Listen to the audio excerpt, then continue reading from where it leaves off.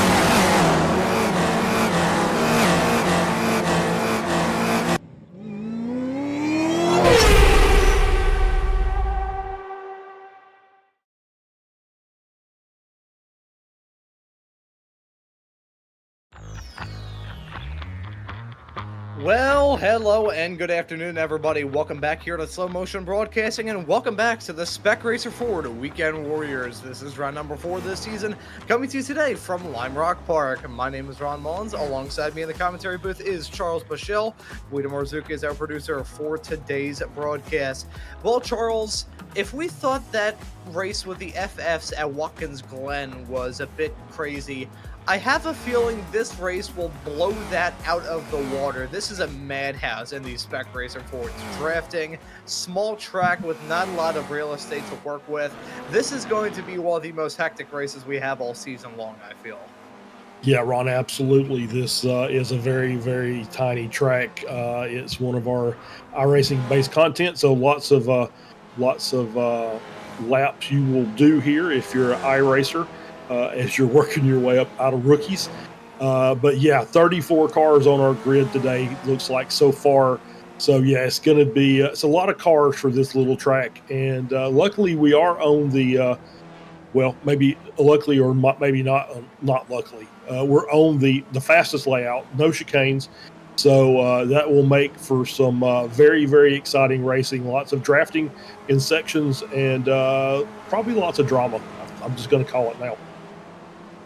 Yeah, I'm expecting some drama. I'm expecting this race to be a bit of a fever dream at certain points in time. I still think it will be a good one with a massive field of race cars, very talented drivers up and down this grid. Currently in qualifying at the moment with a bit under 8 minutes left to go here on the clock so early on, with the top 8 comprised entirely of Spec 1 racers. Tom Gradwell, your top qualifying Masters racer, with your current Spec 2 pole sitter being Josh Wilkie, qualified in P11. But I think we'll take a quick gander at the championship point standings coming into this race. I already have had 3 rather interesting events up to this point in this season, and here's how it stands when it comes to the points. Felix Samoas leads in Spec 1 by just 5 over Eric Luke in P2.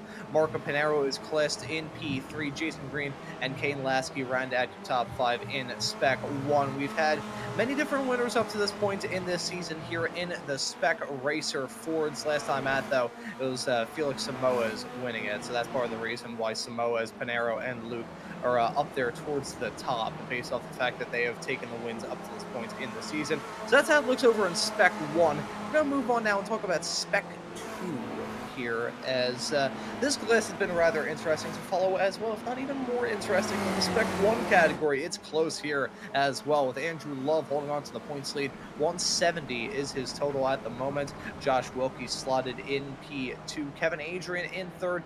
Dirk Braun in 4th. And Ian Gibson rounds out your top 5 in Spec 2. And Charles, I'll let you take a gander at the Masters point standings coming into this race. Yeah, absolutely. In the Masters, Antonio Reese leading the category. Jeff Fritcher in 2nd, but Jeff's had some really good runs as of late. So that's still a 6-point battle there.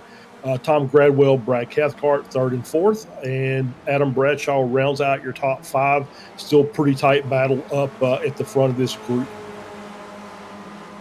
Yeah, it has been a fantastic season up to this point. We got some fantastic championship battles at the present moment as well. Today, we'll round off the first third of this season here in the Spec Racer Ford Weekend Warriors. And a pretty awesome schedule to look forward to throughout the summer here on Slow Motion Broadcasting. And probably touch on that here in a couple of moments' time. For now, I'm looking around this grid and seeing some of these very talented racers. Here's your top qualifier in Masters.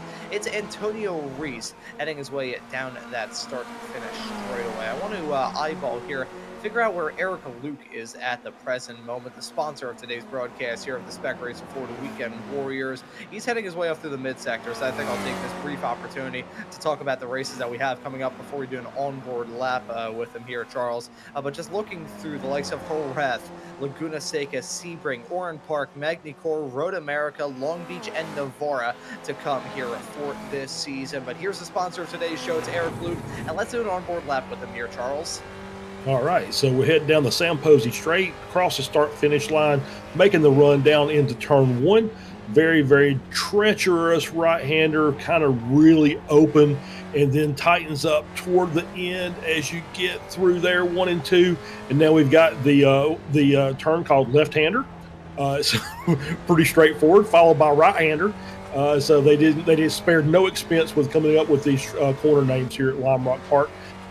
Make this little short run with the no-name straight into this right-hander called uphill. This is the most difficult part of the track. The car gets extremely light as you press that hill, and you make this turn. We'll skip that chicane and we'll run down to the downhill section of this track. You see him getting a little wide there. Probably going to be an off track, and then the final corner to get the run back, and this is going to be a lap done, 55 seconds. And it's over just like that, which means we're going to have a nice 40-plus lap race today. This will be fast-paced racing action from the drop of the green all the way through to the fall of the checkered. And one more thing to raise about this track, a hidden spot of danger coming out of turn number 6 under the bridge there. I'm not sure if you've hit it, Charles, but I certainly have. There's a storm drain under that bridge in a small little concrete patch. I hit that in one of the first laps I ever did around this track in my iRacing career back in 2020, and it scared the crap out of me. I mean, understandably so. I mean, you don't need to be an expert to realize that going upside down into turn number 7 is not a very good thing to do, but we'll have to wait and see if anyone runs into those difficulties. Last time we saw this combination about a year ago at this point, I nearly said at this point here on Slow Motion Broadcasting, was over on the other place at that point in time. Mhm. But it was pandemonium. We Yeah. had a car, it was a big stack up heading out of turn number 5 of uphill. Saw a driver hit the inside wall and get pinged off to the moon. I would not be shocked if we see some more aerial acrobatics here today. This is just that sort of track where if one thing goes wrong, especially on lap 1, it could quickly develop into a situation that people from the streets of the Philadelphia would probably call not very cash money. Not very cash money indeed. Yeah, so let's talk about my keys to today's race. Part one of this, no chicanes, still problems. This is still a fast racetrack. Even in these cars, which don't have just tons of power, but it's going to make for some very exciting and some very close racing amongst all these cars. Number 2, pit entry and exit is going to be challenging. You're coming off that downhill section. You're going to have to make that run and cut over at the last possible second to go into pit entry, and then you've got a little bit of jink to do there as you pit in. Pit exit comes right back out just as you're heading the breaking point for turn 1. So you got to be very careful with that. Finally, the uphill, I mentioned it earlier, car gets so light there, you'll get that inside tire actually coming off the ground. You'll give it the old three-legged dog trick as you get through there. And if your wheels aren't straight when you get that lift off the crest of the hill, you will end up sideways in short order. And if there's anybody behind you, they're coming with you. So those are my keys to the race today. And Lime Rock is one of those old school sports car tracks that has had a rather checkered history throughout it as well. This version of the track was originally meant to be the short layout. The runoff area down to turn number 1 was meant to be just a winding strip up through the other hills on the outside of turn number 1 and 2. But sadly, because of budgetary reasons, they never got the opportunity to build the track. So they just settled with this, and it has passed on into infamy in the world of American motorsports.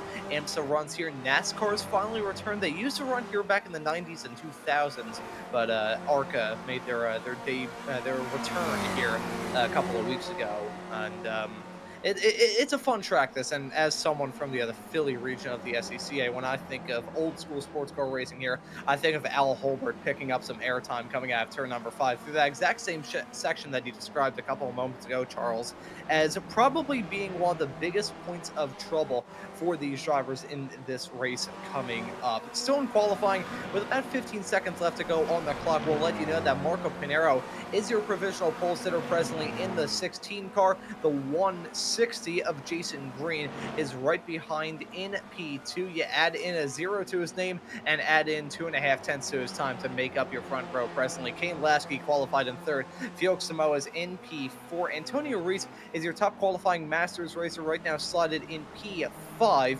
Josh Wilkie still top running of the Spec 2 competitors right now in 8th, with Eric Luke rounding out your top 10.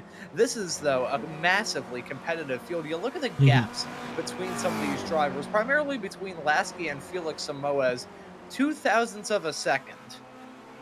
Yeah, and the top 27 within a second of pole, and it's just because it's a 55-second lap. And we'll go back if we can find Jim Brewster on here. The last time we were here, I believe we had Jim and his sister Tam in the chat, or one of the last few times, came into the broadcast and did the broadcast with us and told some great stories of their dad driving his Austin Heatley to this track and running a race in it and then driving it home. So obviously, this is hometown racing at its finest. And so just going to be a fantastic race as we get this thing kicked over to the race session. And still actually running at the time here in qualifying with nobody out there on the racetrack. So it looks like Marco Pinero will start this race from the pole position. These drivers giving us a little bit of extra time to sit and brace ourselves for what's going to be 40 minutes of racing action that will be Terrifying for some. I think it'll be exciting from us here in the broadcast booth, but terrifying for the drivers out there on the track. But for the second race in a row, Marco Pinero will grab the pole position for this race. We'll get that starting grid load up here in just a few moments' time and show you that front row. And that time from Pinero at 55.015. That's a pretty good pole time from him. He'll be joined on the front row by Jason Green. Kane Lasky will start this race in third in the 09 car. Alongside him will be Felix Samoas. Antonio Reese, your top qualifying Masters racer, start this race in fifth alongside Josh Justice, completing your third row. Right behind them will be Joao Tabino and Joshua Wilkie in seventh and eighth. Wilkie, the top qualifier in Spec 2. Scott Russell will start in ninth, with Eric Luke, the sponsor of today's broadcast here on Slow Motion Broadcasting, rounding out your top 10. Yep, James Walker is going to start in P11. Adam Bradshaw outside row 6 and 12th. Tom Gradwell will start in 13th. Jeff Jacobson will start in P14. Jorg Monty starting in 15th. Flavio Ondolo starting in 16th. Zippy Salmon starting in 17th. Dirk Braun starting in 18th. Jeff Fritcher in P19. Kind of low for Jeff today. Christian Kabanka will start in P20. We'll have to watch him as well. Dan Wood starts in 21st. Peterson Roca starting in 22nd. Kurt Nunez starts in 23rd. Grant Heinig starts in 24th. As we roll on down the list here, Jim Brewster starting in 25th. Matt Thompson starts in 26th. Cathcart and Love, row 14. Ian Gibson starts in 29th, and Leonard Geese rounds out your top 30. Nate Himmelsbach, we saw him in the Formula Ford race earlier, starts in 31st. Charlie Vaccaro starting in 32nd. Ken Poulin starts in 33rd, and Russ Telker rounds out our 34-car grid for today. Thank you very much there, Charles, for completing at the field here for this starting grid. We were able to get all squared away before these drivers rolled off on this formation lap. This is a very short track, this. You don't need me to tell you that, with 55-second lap times, a 1.5 mile long layout, and 7 turns, which I think is probably the least of all the tracks that we'll be visiting throughout this season. It'll be a fun one, to be sure. And here on Slow Motion Broadcasting, I've got a lot of racing action to look forward to week in and a week out. Next week, at Jerez on the moto layouts. That track, yeah, really looking forward to it here at Lime Rock for round number 4. This is going to be some fun. These drivers will have a rather sketchy day behind the wheel, though. I think if these drivers were looking for a calm, cool, and collected way, some of them coming off the back of running in the spot 24, like Jason Green, for instance, who was running the show over there at Slow Motion Racing, where our own producer, Mr. Guido Marzucchi, was behind the wheel during that effort as well. So if these drivers were looking for a little bit of calmness to kind of relax after the day they've had in the sim, they've come to the wrong place. Yeah, indeed. There's not going to be much relaxation. I hope everybody got them a sip of water before they got out on the grid, because this is going to be a fast and furious 40 minutes here of racing as we're getting ready, as we come to the uphill for the out lap, and we're getting ready to get this start. Just got to be careful on the start. Obviously, cold tires, cold brakes. We talk about it week in and week out, but we have to reemphasize it. And that run down into turn 1. Try and get lined up as best you can. Get yourself on the racing line. Get single file, and then you can start battling for positions after that. I have a feeling that these racers will have varied strategies for this race as well. Not even in terms of the pit strategies, just how to survive this race. Let's see who does. Let's see who doesn't. That pace car has made the turn to come down pit lane. The field now in the hands of our pole sitters. The green flag is out, and the drivers are on their way. Pinero getting off to a good start. Jason Green not getting off to a good one, though. He's now got trouble on the inside with Kane Lasky trying to get moved on in the Flower Power car, trying to power his way up in front. Side by side, 3 wide racing as they head their way off through Big Bend for the very first time. Pinero leads over Lasky in front of Jason Green, still side by side, and even 3 wide a little bit farther behind. They head their way off through left-hander into right-hander. Yeah, so far so good. Don't see anybody has dropped down, so a good start by all. Kabanka up 3 positions already. He seems to be the quick mover, so we'll keep an eye on him because he's going to have a fast race car under him. As they head their way up the hill, we see the drivers running all throughout the field. I'm looking a little bit farther in the back. They made it through clean, which is honestly a shocker. That uphill section in all types of race cars is terrifying. There's no question or shadow of a doubt about that. That's running wide for Joao Tabino, a little bit farther in the back of the track, running off into the dirt, and he's now got some pressure. Josh Wilkie trying to get a move done down the inside of him, off down that start-finish straightaway, side by side, all throughout this field. That's a big lockup from Salmon. He's got to dip some wheels off into the dirt. More drivers making contact. Scott Russell running wide. Everything is breaking out here. Charlie Vaccaro and Ken Poulin, even they're swapping positions, which is saying something because they didn't even take the start. Look at this pandemonium as they had their way off, completing turn number Nick Fleck, Bernie Quando Fleuren. That's exactly right, as they're making their way up to uphill. So we're up to full chat now. So let's see what happens here. You see that's the Adam Bradshaw, I believe, that was a little bit wide coming through there. Is that right? No, that's the 240 car. Yep, Jeff Jacobson, I'm sorry, came a little wide coming up the uphill. Let's have to be very careful there. So far, no incidents. Grant Heinig is up 6 positions. Leonard Geese up 5. Brad Cathcart up 5 as well. So got some movers in the back that are trying to work their way forward. Man, I'm sure my grandfather would be very happy about realizing that about 100 years after he immigrated to America from Germany, that his grandson would make a living saying Nick Fleck, Learning Quando Fleuren in front of a bunch of people on the internet. That was a replay of the drama as they headed their way. It has been absolute pandemonium here at the start of this race. I couldn't make heads or tails of it. I was looking at the action, which was nuts, and I tried to look at our graphics to try and make sense of it all, and I saw a bunch of green, a bunch of red drivers swapping positions like there was no tomorrow. I think Eric Luke had a bit of drama as well. Yeah, he runs wide. Yep. Scott Russell follows him. Josh Wilkie nearly gets pitched into a spin, and there's so much smoke up in the air that I genuinely thought it was a fireworks display in the daytime. Yeah, 3 wide doesn't work through that section of track. Doesn't work most places out here. You could get away with it down the front straight, but you better be 2 or less when you get into turn 1. As we've seen some people that are just trying to explore the track limits just a little bit too much, getting off in the grass, and you see some guys moving forward and some falling back. I think that was also Andrew Love that was involved back there. As we see, so we see more. That's Jim Brewster, Scott Russell. So you see Scott Russell's car is already banged up. He's already been in the wars, and we're only on lap 4. I think Grant Henning popped a wheelie heading off through turn number 2. I'm not sure what I saw, but it was something that I can confirm. At the front of the field, trying to maintain a little bit of calmness and stillness at the front, Marco Pinero leads over Kane Lasky in front. Jason Green, Breathe in front of Felix Samoas, in front of Antonio Reese. Oh, no! Salmon loses it. Coming out turn number 5, he augers it into the inside wall. Massive damage on the front of that 659 car, the Canadian, bopping into that metal barrier. Major damage on that car. As let's take a look at this moment through there. Yep, coming up the uphill, he comes to the inside, and you see, that was the Jeff Jacobson. Was that who that was? The 240 car, just a little loose, and they make a little contact, but it's so light there, you don't have any real steering control, and you see what happens. Salmon in the wall, and now he's in the pits. He's going to get his fast repair and get his lap done. 40 minutes. I don't know about the fuel here. I think they're going so fast. I don't know that they're going to be able to extend that 36 minutes of fuel. I'm not sure that's going to be enough. He might have to come back in later.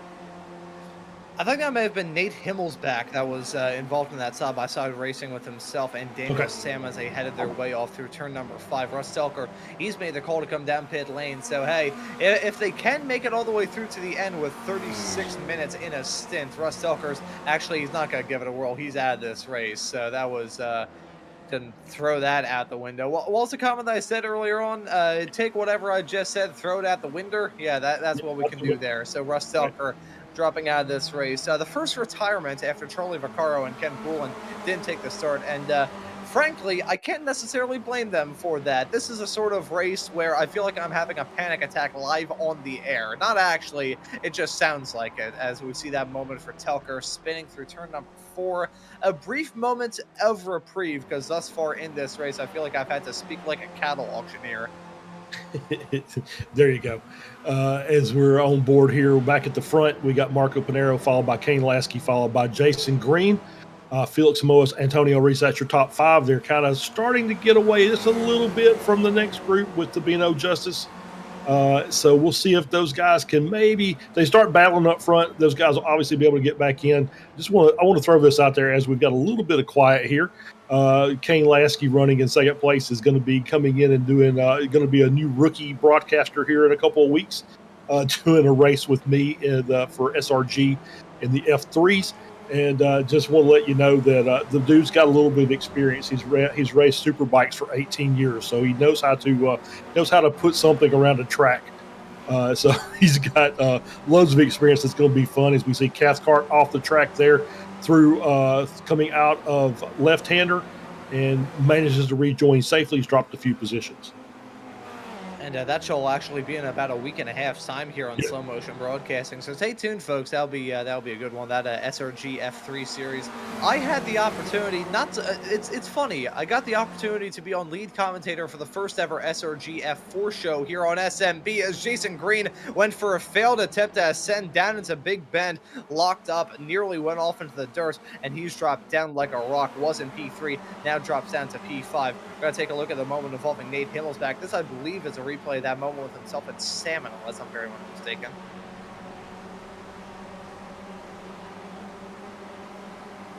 I think it was just him having a bit of a moment, heading his way around this track, running a little bit wide off into the dirt. Unforgiving runoff areas around this track for sure. But yeah, it's interesting. Got the opportunity to produce the first, well, I got ahead of myself there. I got the opportunity to be lead commentator for the first ever SRG F4 show, and then produce the first ever SRG F3 show where, I mean, Charles, you said I didn't do too horrendous of a job there, and thankfully, after our esteemed colleague here at Slow Motion Broadcasting, Mr. Joshua Wilkie's power decided to cut out during an FV broadcast a couple of months ago. That was my first ever experience producing a show, so it trained me well for that F3 series. Absolutely. No, you did a great job. It was great to have you in there not talking. So let's get up there. Yeah, no, it's fine. It's all good. Panero, Lasky, Samoa's, Reese. Green drops back down to P5 after that failed move, but still in that lead pack. So he's still in there, and we've got another two cars about a second and a half back. That'll help. If they keep doing that, that'll help bring those cars in. Just kind of feels like it's one of those that unless the leaders behave themselves, we may have a 15-car pack up here at the front battling for the overall race win at the end of this race. So they're going to be very, very careful they don't get a little too excited and battle through lots and lots of corners early on. I'm pretty sure if we have a 15-car battle for the win in this race, I'll probably start falling into double talk here in this. I'll be speaking in tongues. I mean, it'll be 15 at the white flag, but it won't be 15 at the checkered. I promise. Oh, it probably won't even be half that. I can promise. I'd be willing to eat my own shoes if it was a 15-car battle on the white flag, that all 15 cars would be there at the very end. And that's not a slight against these racers. It's just in these Spec Racer 4s, there's only so much you can do, as that's Petrus and Arosha. No. Oh, they're well avoided for Andrew Love, nearly piled into the side of him, of Petrus and Arosha. I'm not sure who the other cars were involved in that game of ping pong down into turn number 1 as we jump to James Walker. And oh, that's not ideal. That car is already looking rather sad. Yeah, it is. And he just pulls over and parks it. So you know what? I don't think this is going to work. And I'm not sure if he kept going or if he went to the pits. Looks like he has gone back to the pits. So yeah, he's sitting in pit road now. So he just said, I think I've done as much as I can do today. So I'm going to leave it there and just kind of watch the rest of this race instead. Yeah, you know, you get to a point in one of these races where it's just like, no. Here's some side-by-side racing. That's Tom Gradwell and Jeff Fritcher battling their way off through uphill. That's going to allow Jeff Fritcher to jump his way up to P14. Already 10 minutes into this race, and what a first 10 minutes it's been. Wowzers. That's the only way that can really describe this racing. Have some pit stops going on. That's a driver coming out of pit lane right about now as the leaders blow their metaphorical doors off down that start-finish stretch off into Big Bend. That could have ended in disaster. That did end in disaster. Who's that got just pinged off? That right there. Unless I'm very much mistaken to Adam. Oh, wow. These drivers are trying to give me a damn panic attack. I'm not sure who that was, but yeah, they're definitely still off the track, and and trying to struggle to find their way on. Maybe that was a lap down car, or was that It was Himmelbach. Himmelsbach? Okay, there we go. So yeah, so Himmelsbach obviously losing out there, and yeah, he's already a lap down. That's why I didn't see him on my screen. He's a little bit further down in the list, but still racing. As we see, is that another lap down car to the inside? Yeah, Salmon moved to the inside there and let the lead pack come through. Very, very smart move. Let those guys go ahead and keep racing and just kind of tuck in behind as we see Christian Kabaka coming into the pits. I think he's going to shoot for the undercut today. Yeah, no, I have a feeling that the undercut may actually be a pretty solid strategy call here at Lime Rock. It works in two ways. You can pick up the draft somewhat easily, and number two, you can get out of... seeing these racers in these cars run around a track like this is like sending Paddington Bear into a mincing machine. That's exactly what we see. It is absolute madness, and I feel like I'm witnessing a crime when it comes to all this stuff. No crimes that are being committed, just an ongoing bout of criminal activity with the racing around a tight track like this. There's only so much these racers can do before something goes a little bit sour. Yeah, absolutely. As we were on board there with Heineck there for just a bit, running in 15th and blinking a little bit. So it's not, the guys behind are not appreciating that at all. It's you're on a little tight track like this, and the one thing you don't want to see is the car in front of you. You're trying to track down, starts blinking in and out, and you just don't know where it's going to come back. So hopefully his internet connection will clear up just a bit and continue this race, and that way Scott Russell and Flavio Angelo don't end up embedded in his car somewhere. As we follow these drivers at the front of the field, this top five pack all covered by practically nothing as they run away with this race at the moment. You really, around a race like this, you start to see the experience pay off for some of these drivers. You can have drivers who have been around the block before here in the Weekend Warriors world, but the ones who have been around for quite some time, they know when the falling anvils are coming and they know how to avoid them, but they're still got dice at the front. That's Panero taking that defensive line on the inside into Big Bend. That's Felix Samoa trying to get that move done to jump into the race lead. Drops down to third as Kane Lasky is able to maintain that spot and jump his way up into P2. Antonio Reese chasing green, so at the tail end of this pack. If these racers don't play it easy, though, you could see the likes of Drought Tabino and Joshua Justice get involved in this battle as well, because they're not too terribly far off either. So the look at those two to maybe make a charge. Yeah, absolutely. You can't slice and dice like that at the front without inviting other people. As we said, Dan Wood there. It's a little bit of an issue with the brakes. I think he just broke a little later than the car in front. Maybe spooked himself. It goes wide, and here there's another crash again as we're on board here with Dan Wood. No, wait for it, Guido says. All right. There we go. Zippy Salmon coming around uphill. This doesn't look good. That was okay until there. Okay.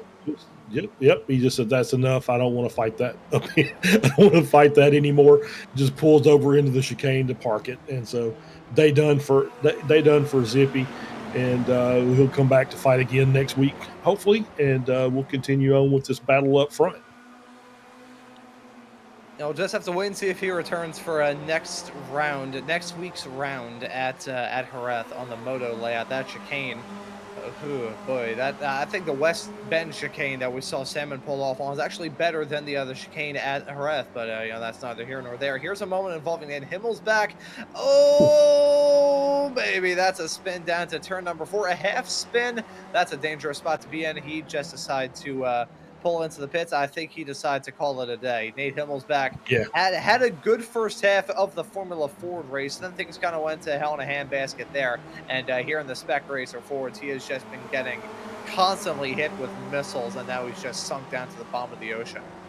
Yep, and Joao Tabino has joined the party up front, making this a 6-car battle. And he just already has passed Jason Green, got him coming through left-hander. I was able to get underneath and make that pass, and so now we've got 6 cars. Josh Justice hanging back there in P7. Yeah, so these cars, now it's a 6-car battle with the possibility for it to actually turn into 4 as Joel Tabino and Jason Green, with their battling a little bit earlier on in the last lap, didn't really help out their cause too much, but now down the start-finish stretch, they immediately get back close. Unless you break away and have like a second gap, that any sort of gap that you have below that will disappear in the blink of an eye thanks to the draft. Yep. Oh, here we go. That's a move from Tabino down into turn number 3. That's the inside of Antonio Reese. That guy was stuck on the outside through 4. Understandably so, backs out of it. That'll catch out Jason Green a little bit, who's right behind with that slowing car of Tabino. I said this in the past, and I'll say it yet again. These Spec Racer Fords, a bit of a blend of the Formula Fords and the Formula Vs. You've got characteristics of both that make these cars a rather unique car on the iRacing platform. Yeah, absolutely. And that was the same move that he got Green with the lap prior. Tried it on Antonio. Antonio able to stick in there well on the outside to get the inside line for the next corner, and able to hang on that position. But I think Joao has found a corner he likes to make moves on. I think you might see that one again as we got a battle here with Eric Luke, Jorg Monty, and Josh Wilkie battling for the edge of the top 10 there. And looks like a pretty furious little fight going on. I think that's a very good way to describe the racing here at Lime Rock. Furious. It is pandemonium, chaos, insert adjective here. It is fantastic to see from our perspective here on the broadcast booth, but I don't think it is doing these drivers' blood pressures very well at all. No, I don't think you're absolutely right. I think the pressure level inside these cockpits is pretty high, as we've got this still battle up here with I think Lasky Samoas. Samoas has tried a couple of moves, didn't quite pan out. Lasky's been content just to kind of ride around behind Panero. Panero obviously taking that defensive line down into turn 1, but Lasky's just content to stay up there and just kind of ride around for a bit. I think he's kind of looking to see if he can extend his fuel mileage just a little bit longer. As we see Luke making the move around Monty to take that position. That's P8.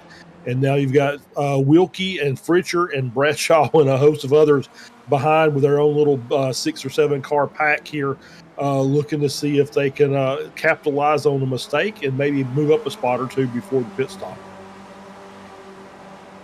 Have to wait and see how it goes at the present moment. We are getting slowly but surely to the halfway mark of this race as well. And as we are at the halfway mark, let's let you know that Leonard Geese has been able to make his way up into P18. 12 spots gained since the drop of the green flag. Incredible stuff from him. I feel bad for him because whenever I look at his name, I get bad war flashbacks to the time I got chased up into a park bench by a gaggle of geese here in the city of Philadelphia. But he's chasing his way up to the front of the field at the present moment and is right there within striking distance. Again, another spot down on Jim Brewster as well as Grant Henning briefly, constantly now having connection issues. Blink, blink, blink, blink, blink, he goes. Daniel Wood now making that call to come down pit lane. He will drop down outside the top 20 as a result of that call to pit. So we are going to have to worry about those pit stops here soon. As much as the racing on track has been feverish at best and nuts at its other best, we will have to worry about a fevered run to come down pit lane, the frenzy of pit stops. Yep, coming up very, very soon as we're hitting the halfway point here on this lap as we see Green just a little bit wide there coming out. That's not a big deal. We've got Josh Justice back there, and he's got a lap car behind him just kind of hanging in there. Oh! And that was Tabino getting wide coming into turn 1, catches the car but drops back down. And we got a little contact there between him and Antonio Reese. And does well to hang on to it and stay in this lead pack. So that's a huge move as they head their way down into turn number 1. Joao Tabino now shuffled down to P6. He'll try and get his bearings straight throughout the rest of this lap. Now past the halfway mark here in round number 4, the Spec Racer Forward Weekend Warriors. I think we've had all but about 3 opportunities to catch our breath here, and I feel like even that's a bit of a stretch. But Marco Panero, Kane Lasky, Felix Samoas complete your podium. Antonio Reese, your leader in Masters, as Josh Wilkie has put on a pretty good performance in Spec 2. And there is Joao Tabino making that call to come down pit lane. Rather interesting because Tabino is usually that one that is going for the... Actually, no. I confused him with another driver in this series, Flavio Angelo, so I will take back what I just said. Yeah, Angelo's usually one of the last of the pit stop guys, and Tabino coming into the pits, maybe he felt like he had a little bit of damage, wanted to get that cleaned up, go ahead and get his pit stop done, get the car, they take the fast repair that they've got available to him, get back out there. As we're seeing now, we've got Fritcher has moved up into P8 over Monty and Luke. Luke's dropped down a couple positions. Josh Wilkie up to P7 after the pit stop by Tabino. And I'm kind of watching. I've been kind of watching Christian Cabanca, and he's running in 25th, so he's not really making up positions, but he's running pretty good laps, and he is making up time. He's back there kind of on his own, and is able to just run some quick laps by himself, not getting the benefit of the draft, but he's not also getting held up by slower cars.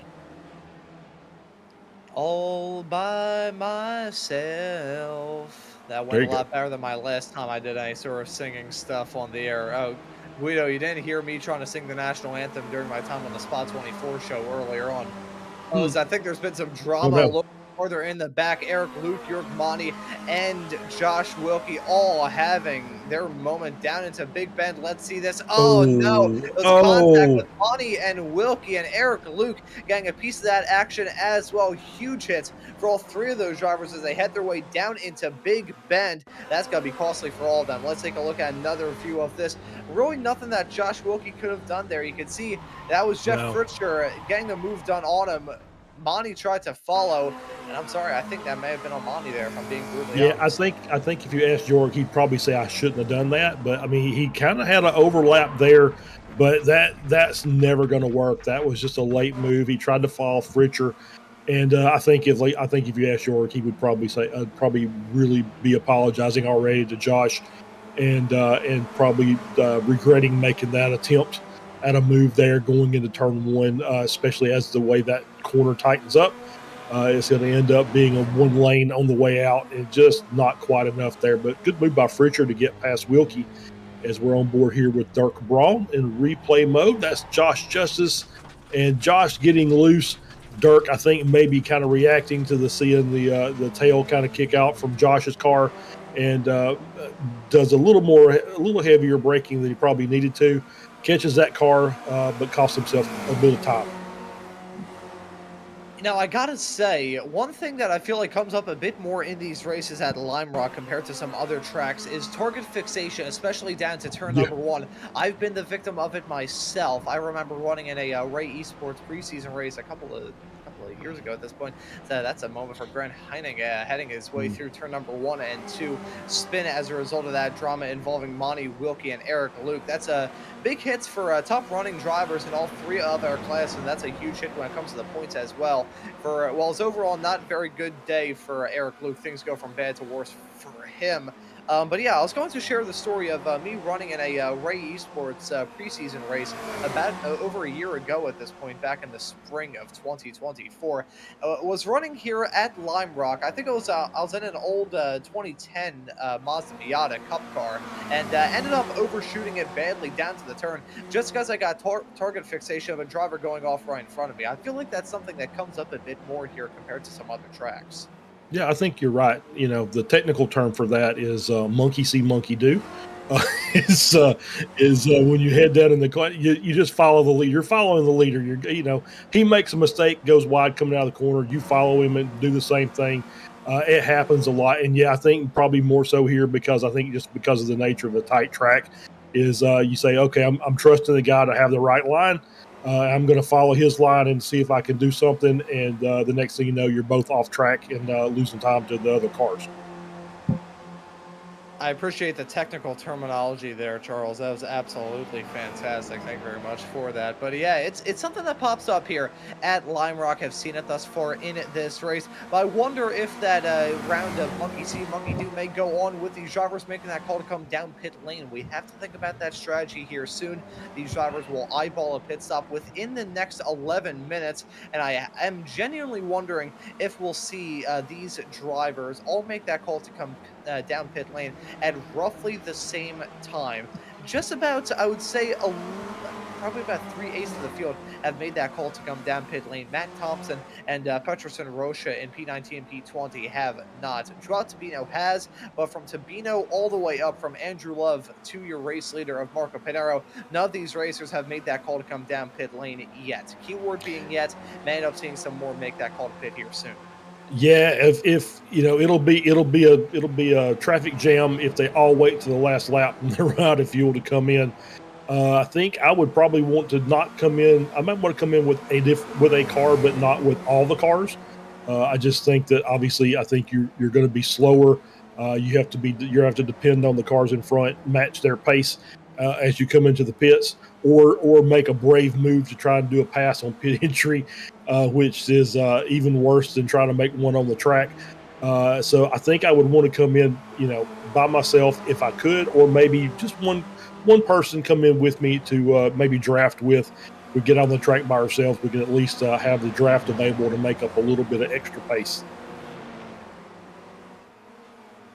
See these racers head their way through turn number 5. That's always such an unnerving thing whenever you see racers running around this classic layout of Lime Rock.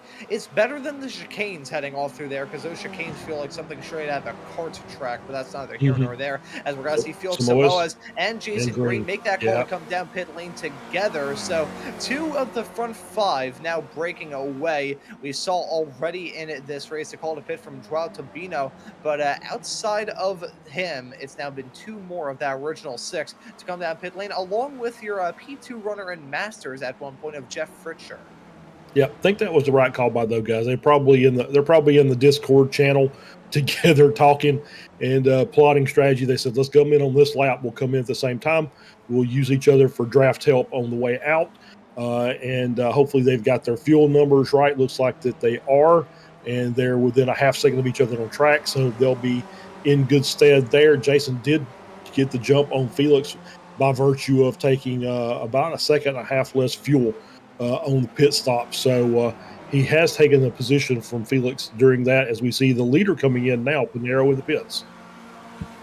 And there comes Marco Pinero making that call to come down pit lane. Josh Justice will follow in suit right there in the back of Sean, the number 99 car, side by side with Lasky and Reese down into turn 1. We'll potentially see these 2 make that call to come down pit lane themselves. Flavio Angelo, currently in P13, he's got to make his way up the field as a result of these stops. We'll have to see how things work out for him as well. But Marco Pinero and Josh Justice, just the latest drivers to make that call to come down pit lane. I want to see how it'll all work out as we see these racers shuffle their way down the order. Pinero not going to get out well at all there. He will come out behind Felix Samoas and Jason Green in front of Joao Tabino, but he'll still be there within striking distance with a gap of about 1.1 seconds. As long as he doesn't let those 2 go too far off into the sunset, he'll still be within draft realm. Here we go. Those are the front 2. Here comes into the pits for Lasky. Reese going to stay out for another lap. Yep, Reese is going to stay out. Adam Bradshaw's still out there. Flavio Andlo's still out there. I believe Scott Russell, Leonard Geese, Brad Cathcart, the last of the cars to come in. They're going to have to come in pretty soon, I think, within the next lap or 2 to get their fuel. As we see Geese coming around here, currently leading the S2 class. Now he's in, and so Bradshaw in, Lasky in, Russell, Geese are both in as well. So everybody's coming in. We've got 2 cars left. It's going to be Reese and Andelo out on the track. 15-second gap, 28 seconds back to Lasky, currently running in P3. And Kane Lasky was able to jump in front of the likes of Felix Samoas. Brad Cathcart now in the middle of all of that. Should be noted that Brad Cathcart right now yet to make that call to come down pit lane. So this is not a battle for current position, as Antonio Reese now makes that call to come down pit lane himself. Flavio Angelo will potentially stay out for another lap. He's usually known for having those late calls to pit. So let's see as he heads his way around the final turn. Will he make that hard turn? No, he will not. So Flavio Angelo going to take the race lead over Antonio Reese. We'll have to see how Reese exits out. Has a bit of a cushion between himself and Kane Lasky, but he still needs to come out ahead. Let's see if he will be able to do that. Lasky, the top of the cars to come down pit lane thus far. Felix Samoas, though, actually jumping in front of him. The game of leapfrog now starting to flare up. Out comes Antonio Reese. He will be behind Jason Green, in front of Joao Tabino, whose early call to pit has not worked out at all. But Antonio Reese still going to be there to pounce. Yep, absolutely. Reese is in this group, and Tabino just off the back, but I think they're all close enough that I think they'll be able to get back up there, and we'll have that big 6-car battle as we get toward the end of this race with about 9 minutes left to go, and we'll wait for Angelo to come in, and he'll have a very, very short stop, and we'll see where he comes out, how much time he's made up, and how many positions by being able to extend his fuel to this point in the race. As Flavio Angelo now down pit lane. This will give the race lead back to Felix Samoa as Kane Lasky will be slotted P2. But the game of leapfrog at the front of the field will now very much so go on. These drivers know that this race is not too terribly far away from its conclusion as the dive potentially from Pinheiro off into turn number 1. Think about how that race at the Hungaroring ended 1 week ago. It was a battle with Samoas and Pinheiro. Fuel involved in that race as well. And it was a dive down into the final turn that nearly won Pinheiro the race. He decided to give the race lead back to Felix Moas as they came out of the final turn, not feeling too good about that move. But that shows you how these races can come down to the wire. But at the same time here, I don't think we're going to see a dive bomb, at least anywhere outside of turn number 1. I think the spot to get a move done, maybe in that run coming to the line, the exit of turn 7, through downhill, down that San Posey straightaway, off to the line, just long enough whereby you could probably size up getting alongside and getting a move done. Yeah, absolutely. It's going to be one of those. I think the draft is going to play a major role here on that last lap as we see Tamoas move around. I think it's a lap down car there, the 893 car.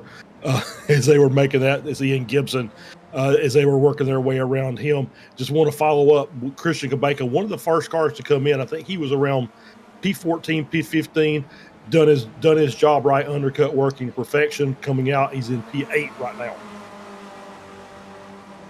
Working out pretty all right for Kabanka. We'll have to see if he can gain any more spots. I think it would probably have to hope for some sort of disaster to befall some competitors a little bit farther up the road, considering the gap to himself and Josh Justice as we jump back to some racing outside the top 20. This is Kurt Nunez and Andrew Love battling down to turn number 1. There's a move from Nunez to make his way up another spot. That's for P21 and P22. Your current leader in Masters is Antonio Reese, and your current leader in Spec 2 is Jeff Jacobson, currently running at your top 10 at the moment is Jacobson. Here's the front for the front 3 at the moment. They've shaken off the challenge from everything behind. What in the world did I just see a little bit farther in the back? It looked like Jason Green was trying to pull off the old iRacing strategy, cool his tires off with a trip into the grass down the front stretch. Yeah, absolutely. I was looking at that because this group has kind of broke off. You've got a 3-car group and then another 3-car group. And then we see Jason Green just for whatever reason, just floats off. I don't know why he did that, but he let those guys go and just moved over into the grass to let the guys get around and allowed Tabino to take P4, Reese to take P5, and Green dropped to P6, but the gap is now 2 seconds between 3rd and 4th.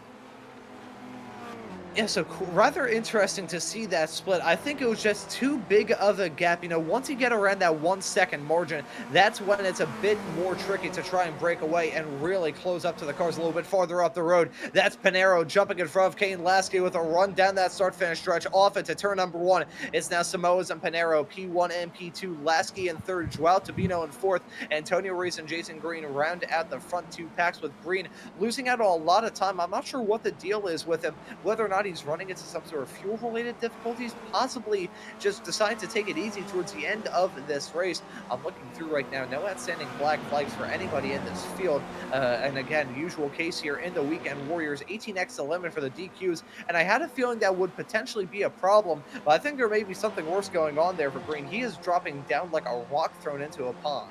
Yeah, he really is. And he did have the shortest pit stop at 10.6 stop time, which was at least a second faster than everybody else. So maybe he underfueled and is realizing it, is kind of backing off as they go 3 wide, looking 3 wide into 1. And Samoas jumps back up. Lasky sneaks to the inside of Pinheiro to get that move done. Or did he? Is he going to be able to get that? No, he did not. So Pinheiro is going to fight back to the inside. Lasky wisely drops back into 3rd. So maybe he's just thinking that he needed to save a little fuel. He will save it now, drop down a little bit, and then see what happens at the end of the race and see if he can make up any positions by good fortune. we'll just have to wait and see as the time is slowly but surely running out here. Samoa's with a moment heading through the uphill section. I think he got a bit of a sideways snap out of the turn, lost out a little bit of time and dipped some wheels off into the dirt. The dust getting kicked off in the back of that number 31 car. Pinero in the 16, right there within striking distance. You can see Samoa's weaving down to the inside, but it's just not enough. Pinero using that good momentum and the turn to try and jump into the race lead. Samoa's, and they bang down to the turn. Pinero gonna lock up big time. That's gonna be a big hip check there. That could have ended so much worse than it already did, but things really starting to get hot at the front. Yeah, absolutely. It's the battle starting to heat up as we've got about four laps or so left in this race. 4 minutes to go as you see the battle going down the front straight. Samoa's making the defensive run, line down the inside, moves out, and just a minor little bit of contact, but enough. It was in the braking zone. Pinero had to catch the car, but luckily still in there, and the battle will continue. I promise he will try and make that run again. As long as he doesn't get out there and catch that storm drain, as you said, then this battle will continue on as they're coming up on more lap traffic. That'll make a difference too. There is still nose to tail, even with that hip check down to the turn, which I don't necessarily think was either racer doing something particularly dumb there. I think it was just two drivers merging within each other as Kane Lasky briefly hit 88 miles an hour as he headed his way through Big Bend. Thankfully, he's gone back from the Revolutionary War. He's back here in 2025 and still slotted in P2. A bit of a weird curb ride through turn 4, but they're within striking distance of Samoa's as well. For Marco Pinero, what you need to do at this point is just spend these next 2 laps, I would probably say, getting your bearings straight.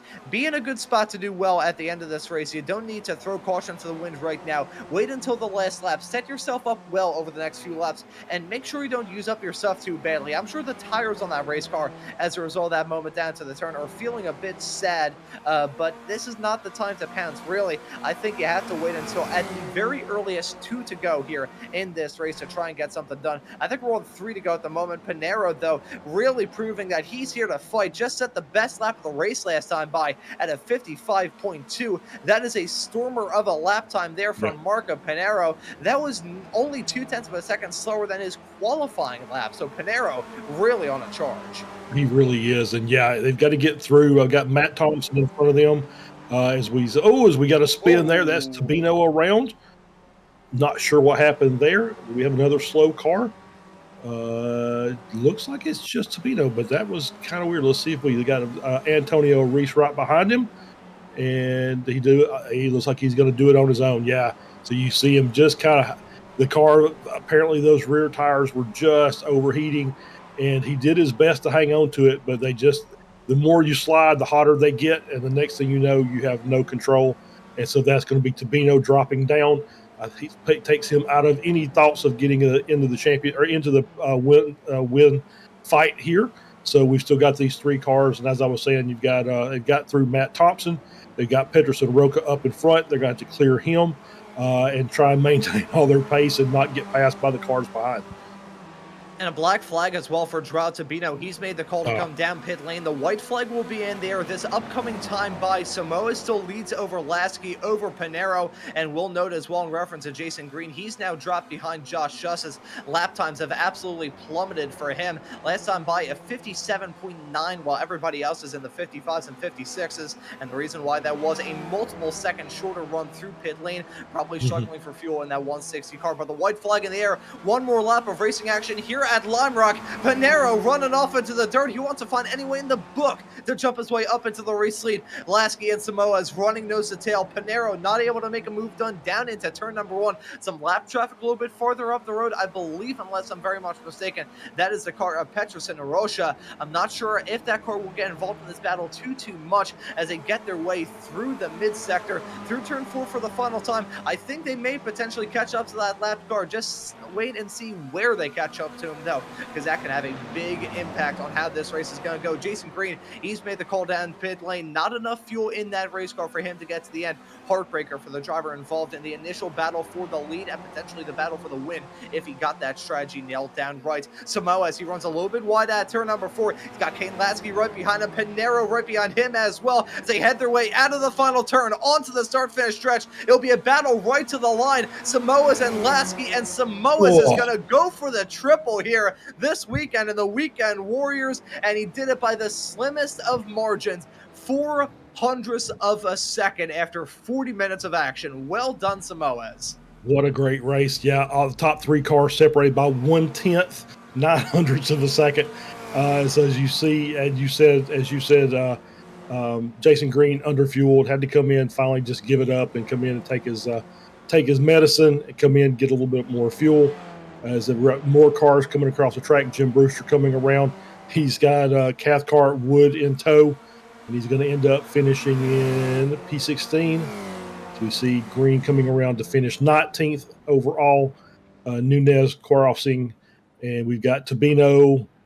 Looks like he's trophy winner today as he sputters down the front straight and is able to get across the line. So he manages to beat out Petrus and Roca to get P22, and then Roca with 23rd. And I think that's everybody across. So great race. Obviously, great battle up front is exactly what we expected. Really tight at the top. And once again, Samoa's taking the win, and as you said, getting the triple this weekend, sweeping all 3 Weekend Warriors races, and looks like he is now out of fuel as well and coasting back around to the pits. Wowzers. What a race here for round number 4 of the Spec Racer Ford Weekend Warriors at Lime Rock. I think they're burning it down to the runoff area. Let's see from Samoa's. Yes, they are burning it down. I am terrified to see what sort of demons are going on right behind this camera shot. But, okay, I saw someone strike the moon. Eric Luke. Oh, that's someone. Oh, wow. Okay. I thought that was just some simple flipping. No, that's some tumbling. They had their way down here. I don't have a good feeling about this at all. Oh, he ballparked it. Yeah. Flavio Angelo ballparked it at the end. Woo. Oh, someone just struck the moon. Oh, yeah. I'm not sure who that was. They got about 25. Oh, okay. Yeah. In Weekend's Warrior fashion, we finished the race and break the cars to celebrate our accomplishments of getting this race done. So great race, great battling up front. In the end, Samoa's again, fantastic job. Lasky, well-deserved P2, Pinero 3rd, but any 3 of those cars could have won that race. It was just that close. So let's get the results loaded up here at the end of this before I see a Spec Racer Ford car ending up landing on the moon for the first time since the 60s. Samoa's, though, wins it over Kane Lasky in P2. Marco Pinero rounds out your podium in 3rd. Antonio Reese wins it in the Masters category, finishing this race in 4th. Josh Justice will be classed in P5. Christian Kabanka will finish in 6th in front of Jeff Fritzger finishes in front of Eric Luke. Those 2 drivers classed in P7 and P8. Jeff Jacobson will be classed in 9th. Your winner in Spec 2, Adam Bradshaw, will round out your top 10. It'll be Flavio Angelo in P11, Josh Wilkie in 12th. Tom Gradwell will be classed in P13, your Monty in 14th, then Scott Russell rounding out your first half of the field roughly in P15. Yep, in 16th, we've got Jim Brewster. Brad Cathcart finishing in 17th. Dan Wood finishes in 18th. Jason Green in 19th. Kurt Nunez rounds out the top 20. In 21st, Andrew Love. Joao Tabino finishes in 22nd. Petrus and Roca. Last car on the lead lap finishing in 23rd. Matt Thompson, first car lap down, finishing 24th. Ian Gibson, P25. Leonard Geese, P26. Dirk Braun finishes in 27th. Grant Heinig finishes in 28th. Nate Himmelsbach in 29th. Zippy Salmon finishes in 30th. Your final 4 here is James Walker, Russ Telker, Charlie Vaccaro, and Ken Poulin, and that is your 34 car field for today. So those are your results at the end of it all, and we got some drivers looking to have a chat with us here in the broadcast booth. We got Antonio Reese up there at the moment, the only driver presently in the broadcast booth. So Charles, I'll let you get the interview started with our Masters winner, Antonio Reese. Yeah, absolutely. Antonio, congratulations, Masters class victory. P4 overall, just missing the podium today. Pretty fast and furious race out there today, but you had a pretty good pack of cars up at the front, and like you were just kind of hanging in there and doing maybe a little fuel saving. And in the end, I think you got kind of bottled up by Jason Green and lost the front pack. So talk about it from your perspective. Yeah, it was really a race. I was really scary at the beginning. I was thinking everything, going wrong or some accident or whatever. Usually this track is very close race. Everybody, so 27 cars in 1 second is crazy. Yeah. So I was just, trying to stay on the group and then not allowing the guys, or if someone tried to pass, just not push too much, not fight too much. Then try to keep the group on the front together and survive. Yeah, basically was most of my concern was keep the car in one piece. But I got hit 2 times, I think, but it was no damage, so no problem. There you go. And so next week we're going to Jerez in the moto layout. So what are your thoughts about that? I don't have that track, so I will skip next week. So okay. I will be out. Sorry. I will miss you as well. Well, it's good to take a time off every once in a while. So we'll see you when you come back. Obviously, we'll probably see you for the Formula 4 race for sure. But congratulations again on a good finish. You. And we'll let you give any thanks or shout outs that you want to before we let you go. Yeah, for you guys on the broadcast, and also for the Steve Ray, the father of the league, and for the sponsors. I don't know who is the sponsor. I think it's an anonymous, right? That's Eric Luke. Oh, okay. Oh, Eric Luke. Okay, thank you, Luke. And for the drivers as well, and then for the YouTubers, I want to shout out again, YouTubers, put your like. Ring the bell. Don't forget to follow the channel. Okay, guys. Thank you for having me. All right. Thank you, Antonio. We'll see you. See you next week in the Formula Fords and the Spec Racers whenever you're ready to come back. So we'll see you soon. Okay. See you soon. Take care. Have a good time. Thank you.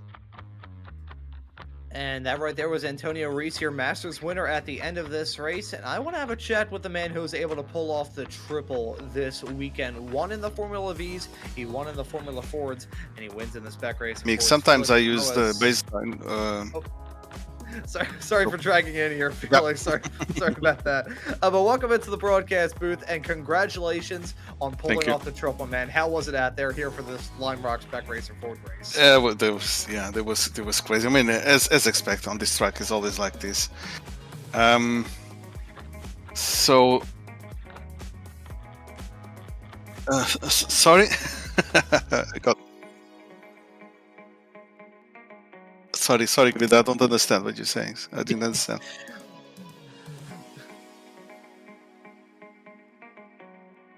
Okay. No, actually, I did a change I was using baseline in practice, and then I did a change for qualify, and I think I improved a bit. And yeah, so I mean, I didn't want to save too much fuel so that I didn't fall in the same mistake on the last couple of races, and not having enough fuel because of the fuel calculation. But Marco was really sticking with the front play. He didn't want anyone to go in front. I was like, okay. So sometimes I was pulling to the side so that I would have to go full throttle and not lift. And then it's always like this. Let's wait for the pit stop, trying to think when is the best time to pit. I think I chose a very good time because I came in front of Marco, and then Kane came right in front of me, and then the next lap he didn't defend too much. I passed him, and then after that, I mean, having Panero around, you cannot give any room. You have to defend hard, because otherwise he'll go in front and won't let anyone go by. So that's why since I passed Kenlaski for the first place, was just defending hard, not doing any mistakes, which I did, and I almost threw it all away on the second last lap. I shifted onto third where I shouldn't, and I almost threw the car into the wall. But yeah, then in the end all went good, and the trifecta, as you guys say, I mean, I didn't expect that to happen, but I think I got a bit lucky in all the races somehow. I think it worked out rather well for you this weekend. Had that win in the Formula V's at Catwell Park. Had the other win earlier on in the Formula Fords at Watkins Glen, and here with the Spec Racer Fords at Lime Rock. You were able to get the job done.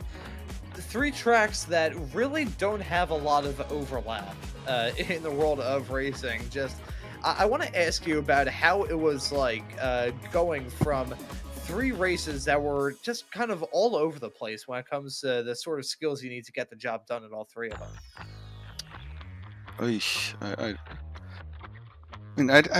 I honestly don't know how to answer that question. I didn't do anything special. I did a bit of practice. I know all the tracks very well. I mean, I've been racing iRacing since the start in 2008, so and that's it. I mean, I practice a bit with the cars, so I know the Spec race I know very well. The Formula Ford and Formula V is mostly from since last season, and that's my approach always, to practice a bit before the races. I mean, nothing nothing really nice or extraordinary to say other than this. And we could just say that practice makes perfect when it comes to these races. That's how we can leave it. But Felix, I feel like you've been asked this question about 50,000 times about anything, so shout out you want to give. But Yes. we will ask you it anyways. Yes, as usual. Everyone taking place, participation. Oh man, sorry, I'm tired. Taking place in the races and making this a fun community to be in. Stevie and all the guys that make sure that the league goes smoothly and it's fun for all of us to be here, and you guys in the commentary booth, of course. And thank you as well for joining us here on the broadcast booth. Felix, well done on 3 wins in a row this weekend, and looking forward to seeing what you can do next weekend. Yeah. Let's not keep our expectations very high, okay? I'll try not to hit you with a commentator's jinx. Okay. Cheers, guys. I'll see you next time. And we will see you next week. That right there was Felix Samoas, your winner at the end of this Spec Racer Ford race. And Charles, I think we're going to do this. Sorry, what was that, Guido? My apologies. Mic is a bit low already, so I'll scream really loudly and then alrighty.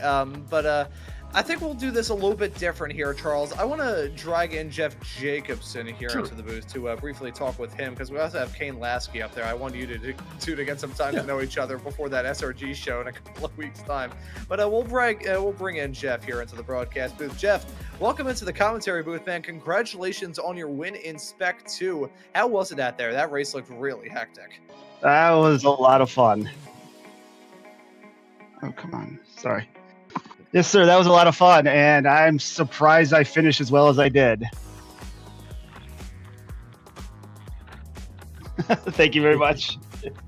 Get some support there from Guido in the production truck. The 2 teammates in the spot 24 a little bit earlier on, and Jeff kind of raised this here in the broadcast booth right before we went live. All 3 of us here in the booth, and we can include you as well. So all 4 of us right now in this booth had say in how things were going in that spot 24. Charles was, of course, managing it on the team side of things. You and Guido were racing, also on the broadcast. I want to ask you, though, how it's like participating in these races, even though you're probably tired out of your mind after running in that spot 24.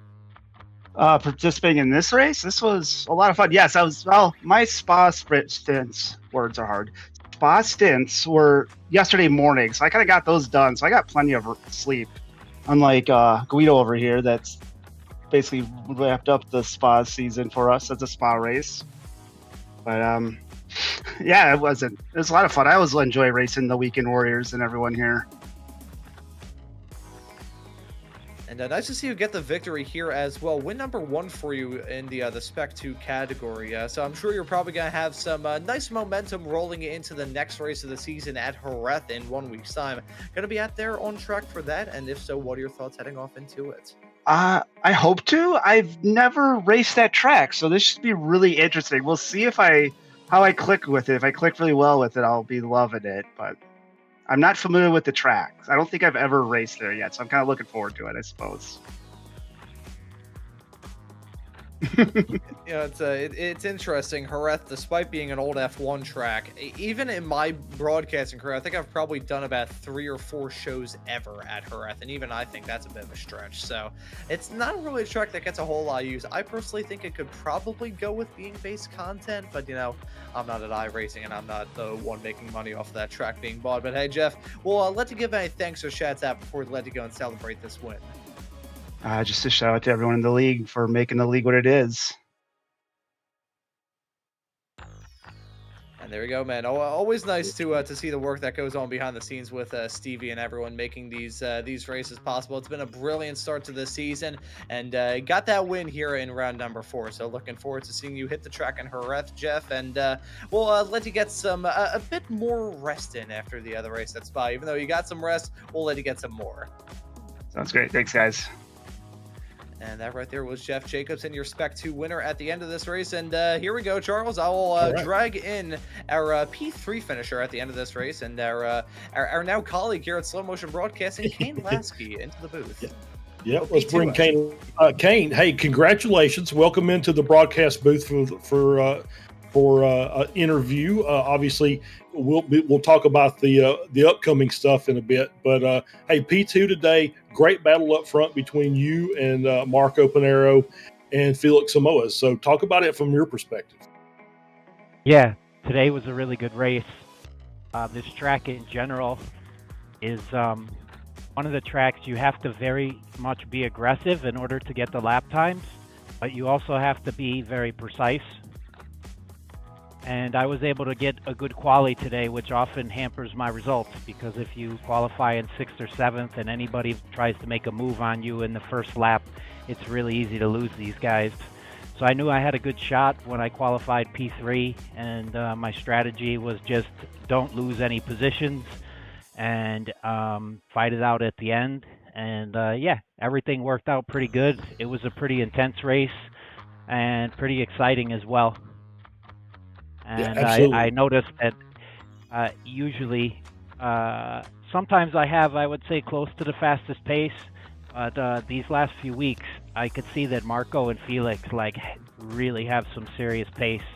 And this week, I finally found something in my wheel, and I changed the car setup for the first time, because I'm usually driving the baseline, and I actually set my car up to be a little bit faster in certain parts of the circuit and also in the second half of the race.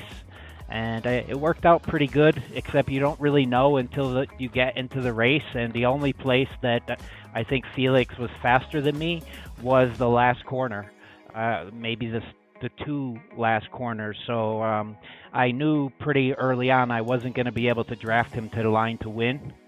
But it's also very difficult to try to make a move and get into the lead if the lead driver doesn't want you to do that. So yeah, considering the points and where I was at this weekend, I was pretty happy to take a 2nd or a 3rd, however it worked out. And I had a 0x race going until I had a little contact with Marco from behind.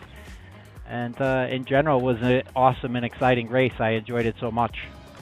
Yeah, absolutely. Yeah, it was a great run, and it's nice to hear that. It's always nice to hear when the driver figures out something that's going to help them out during the course of the race, and it absolutely worked wonders for you today with that P2. So we'll venture on and say, hey, you're going to be our newest broadcasting rookie here, coming up in about a week and a half. You and I will be doing the Sim Racers Group F3 race in a couple of weeks on the 23rd. And so it'll be looking forward to it. I hope you're excited about it. Totally am. Look forward to sharing the booth with you and speaking out some of the action to the guys that are racing. Absolutely. Kane, congratulations, and we'll let you give any thanks or shout outs, and you can go celebrate your P2 today. Yeah, thanks to the guys that I race with. As everybody mentions every week, it's a top-notch group of guys. They have very high skill level, high aggression, but also very clean. And it's really fun to race up front. And when you're battling with like Marco or Felix or Jason on the last lap, you had a good race. So I appreciate all those guys for showing up, making it exciting. And I thank Stevie and all the people that work behind the scenes to keep the league going. It's a super fun league to do, and I thank you guys for the broadcast. So I have something to do when I'm making dinner in the evenings on Sunday. There you go. All right, Kane, congratulations, and we'll see you next week. Thanks, Charles. Have a great weekend. Right. You too. And Kane, before we let you go here in the broadcast booth, I will say as well, welcome into the crew here at Slow Motion Broadcasting, and I am so terribly sorry for what's going to happen to you here. I'm just kidding, man. I don't know if I look forward. I really look forward to being in there with you guys and learning a little bit of you and expanding another aspect of like my racing thing. Because usually I'm on the track, but I think it'll be nice to give some insight into what it's like to drive some of the cars and tracks and strategy to win some of the races, and hopefully the people that are racing will enjoy that bit. Yeah, I think it'll be some fun, man. But happy to have you here at Slow Motion Broadcasting, and well done on the P2 here in the Spec Racer Forwards. Yeah, thanks again. Look forward to connecting with you guys, and as I said before, have a really great weekend. Ciao. You as well. That right there was Kane Lasky, your P2 finisher at the end of this race. Got to scare the rookies into when they come into the broadcast booth here for this. But Charles, another fantastic race here for the Spec Racer Ford Weekend Warriors at Lime Rock. I'm going to pretend that the nightmares to come with that chicane at Jerez are not going to happen. So I'll ask you for your final thoughts on this week's race. Oh yeah, fantastic racing. We got exactly what we paid for here. Fantastic battle at the front. Obviously, when you get three cars finishing within a tenth, as they're overlapping lap traffic, that makes for some really good racing. But yeah, great quality drive from a lot of drivers, and no major accidents, and that was a big thing. I was really hoping that we didn't have that the calamitous uphill where we're taking out half the field, and that did not happen. So very happy for that, and looking forward to next week at a Spanish track that I'm not very familiar with, but I think those Spanish tracks are very similar in nature. So Jerez, like Barcelona, and like Navarra, so all very similar in nature. So I think it'll be some really good racing. And to all of you tuning into this broadcast, if you tune into that race in 1 week's time, you'll be able to hear me baring my teeth and hissing like an irate cat every single time we ride on board with a driver heading off through the moto chicane on that lad in just 1 week's time. We got a lot of stuff to look forward to here on Slow Motion Broadcasting. Gives you a good reason to subscribe and hit that notification bell so you don't miss out on any of the racing action. We'd also like to thank Eric Luke for making today's broadcast here of the Spec Racer Ford Weekend Warriors at Lime Rock possible. But as for the show for week number 4 of this season, I think that may just about do it. And so, for myself, Ron Maunz, Charles Boshell joining me in the commentary booth, and Guido Marzucchi doing a wonderful job working on the cameras and the graphics in the virtual production hauler, I say thank you all so very much for watching this broadcast here on Slow Motion Broadcasting today, and I hope to see you all wherever it is in the not too distant future.